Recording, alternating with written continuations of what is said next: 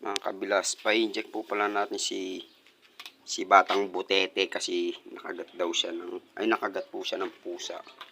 Eh ngayon lang po nag-chat yung sa Medicare. Kaya babalik po natin siya ngayon. Tara na, bebe. Bebe, tara na. Punta tayo Medicare, tara na.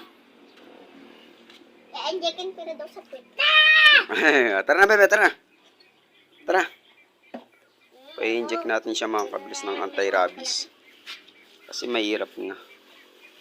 Mahirap na. Siyempre bilang ama, ayaw ko naman maano yung anak ko. Sabi mga kabilas, mamaya amahan nyo yung resulta niya mamaya. Diyan na nga po pala sila. Tatanungin natin kung anong niya. Diyan na sila. Hindi mapinta yung pagmumukha ni Butete. Bakit? Ba, tapon siya? Ha?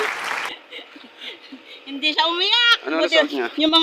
Yung mga bata, karaming umiyak Ayan kanina. siya kabilas, ayan na siya. Okay na siya, na-inject na. Hindi ikaw iyak, bebe? Hindi. Tapang ikaw?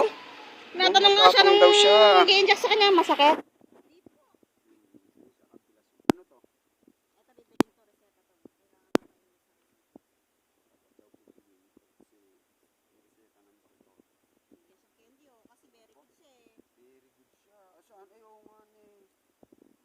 Saan siya in-inject?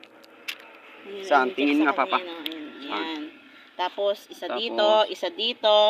In-inject sa kanya to. Dalawa dito, isa dito. Anong ginawa dito? Di man nata dito yun. Di man dito. Alam ko dito yun eh. Ay, ito siya. Ito.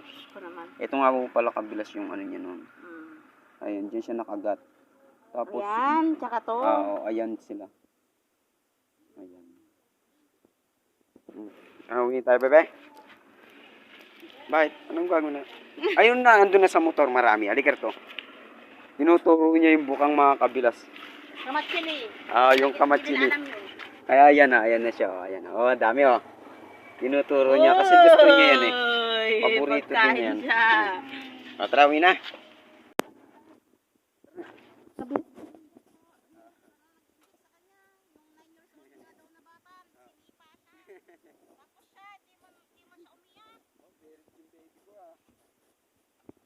Tol!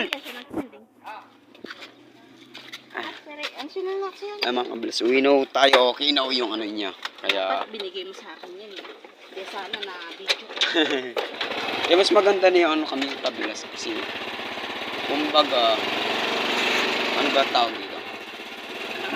Nagsigurado lang ho kami. Kasi wala nang mawawala eh. Apat yan. Sa Biyernes babalik pa kami. Second dose. Pero dalawang inject na lang yun.